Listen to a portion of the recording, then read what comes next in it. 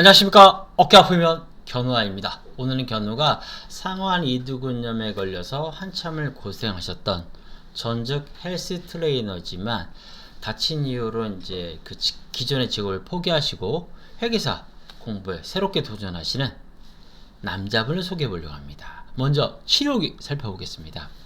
이제는 하고 싶은 운동을 마음대로 하고 있습니다. 진짜 견우안이 올 걸 그랬습니다. 하던 일과 운동을 하지 못하니 답답하고 어깨가 어떻게 되는 건 아닌가 하는 불길한 생각마저 들었습니다. 그렇지만 통증이 한 주 한 주 줄어드는 게 느껴지면서 치료에 대한 확신이 섰습니다.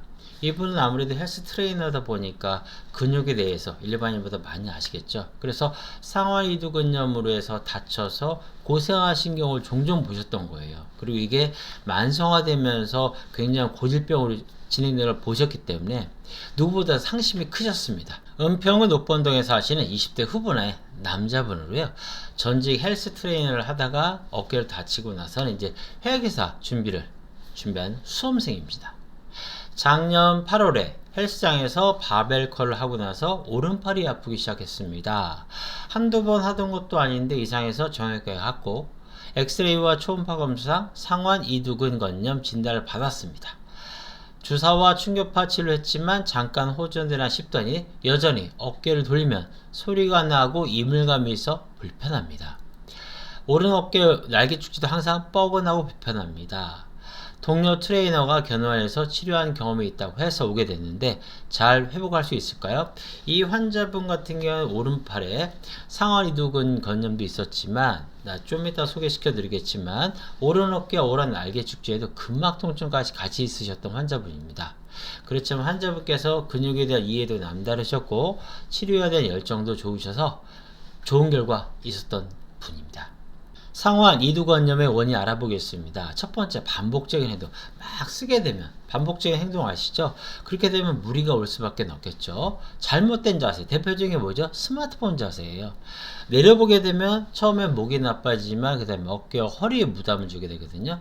이분은 이제 잘못된 자세 중에 하나가 뭐가 될 수 있냐면 뭐 공부를 한다든가 아니면 스마트폰 내려보면서 하는 이런 행동을 많이 하는 분이라면 잘못된 자세가 되면서 상완 이두근염의 궁극적인 원인이 될 수도 있습니다. 세 번째, 지나친 과부하, 무게를 많이 드는 거죠. 이분 같은 경우 이제 팔뚝을 좀 강화시킨다 무리하게 바벨컬을 하면서 문제가 생기는 경우도 종종 보게 됩니다. 네 번째는 과사용. 많이 쓰게 되면 상완 이두근에도 많이 과부하가 걸리면서 문제가 생길 수 있게 됩니다.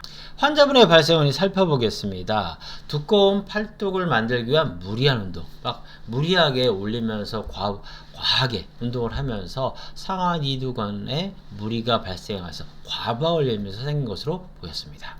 주의사항 알아보도록 하겠습니다. 첫 번째, 만지거나 마사지하지 않는다. 두 번째, 확인하지 않는다.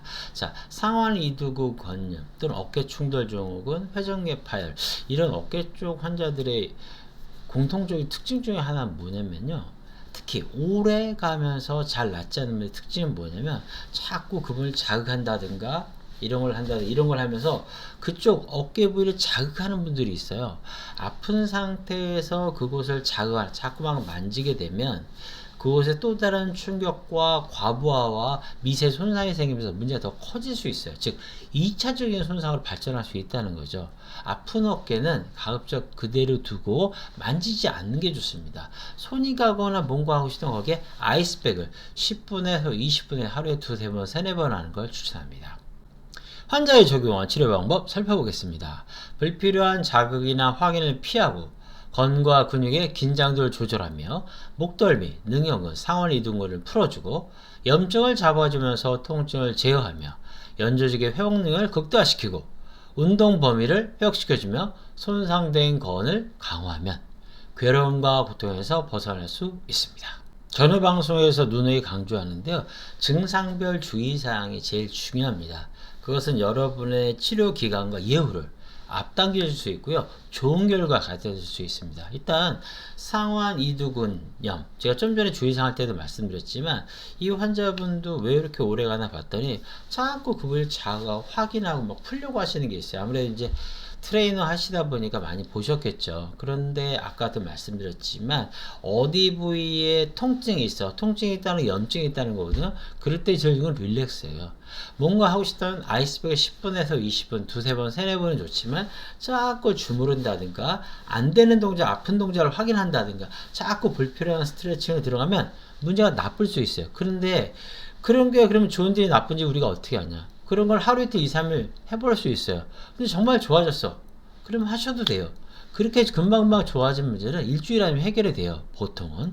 그런데 내가 그런 걸 하면 할수록 점점 더 아파지고 그러한 불편함이 2주, 3주, 한 달로만 계속된다면 뭔가 문제가 생긴 거예요. 여러분이 스트레칭으로 마사지로 할 수 있는 것들은 일주일 기준적으로 판단하셔도 좋아요. 금방 좋아지고 2, 3일, 3, 4일만 해도 금방 할 수가 있습니다. 그런데도 무리하게 뭔가 자꾸 하고 그것을 자극하게 되면 또 다른 문제가 생기면서 이두근 건염의 문제도 점점 심각해질 수가 있습니다. 주사파와 충격파 치료도 해결되지 않았던 게 이렇게 빨리 회복되니 정말 신기하네요. 알려주셨던 주의사항을 열심히 지켰습니다. 주변에서 어디 아프다고 하면 견우 원장님을 소개시켜 드려야겠어요. 커피도 오전에 마시니까 잠도 더 잘 자는 것 같고 공부할 때 집중도 잘 됩니다. 여러모로 정말 감사했습니다. 환자분께서는 헬스 트레이너를 하다가 다치시면서 그 직업까지 전향할 정도로 회계사 시험을 준비할 정도로 전향할 정도로 많이 힘들어 하셨던 분입니다. 그렇지만 치료에 누구보다 열정적이셨고 주의사항도 잘 지켜주셔서 좋은 결과가 있었던 케이스였습니다. 지금도 상완 이두근염으로 고통 속에 살고 계시는 많은 환자분들 계실 겁니다. 여러분의 선택에 따라서 얼마든지 결과는 달라질 수 있습니다. 포기하지 마시고 꼭 새로운 치료에 도전해 보세요. 건강하세요.